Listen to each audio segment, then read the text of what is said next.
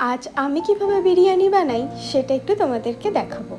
বিরিয়ানি কিনে খেতে খুব একটা ভালো লাগে না, বাড়িতে বানাতেই বেশি ভালো লাগে। অনেকবার খাওয়াও যায় তাছাড়া।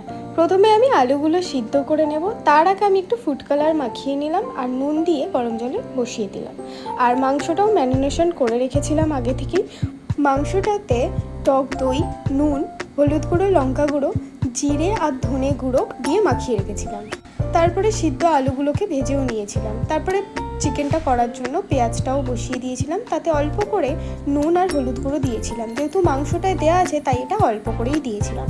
পেঁয়াজটা অল্প ভাজা হয়ে আসতে তাতে আদা বাটা আর রসুন বাটাও দিয়েছিলাম। তারপরে আরেকটু ভেজে নিয়ে তারপরে ম্যারিনেশন করা মাংসটা দিয়ে দিয়েছিলাম। এবারে মাংসটাকে ভালো করে কষাতে হবে।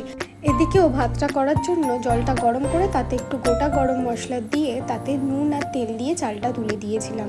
এবারে বানাচ্ছি যেটা ছাড়া বিরিয়ানি হবেই না। প্রথমে জলটাকে হালকা গরম করে নিয়েছিলাম, তাতে 2 চামচ করে কেওড়া জল আর গোলাপ জল দিয়েছিলাম। তাতে আমুল দুধ দিয়ে ভালো করে গুলে নিয়েছিলাম, তাতে একটু ফুড কালার দিয়েছিলাম আর মিঠা আতর দিয়েছিলাম। এটা বিরিয়ানির লেয়ারে লেয়ারে দিতে হবে, দিলে এটা বিরিয়ানির যে কালারটা আর যে ফ্লেভারটা তবেই আসবে। আমার কাছে খোয়া ক্ষীর ছিল না, নয়তো একটু দিতাম। যাই হোক, বিরিয়ানির লেয়ারটা তারপরে বানিয়ে নিলাম।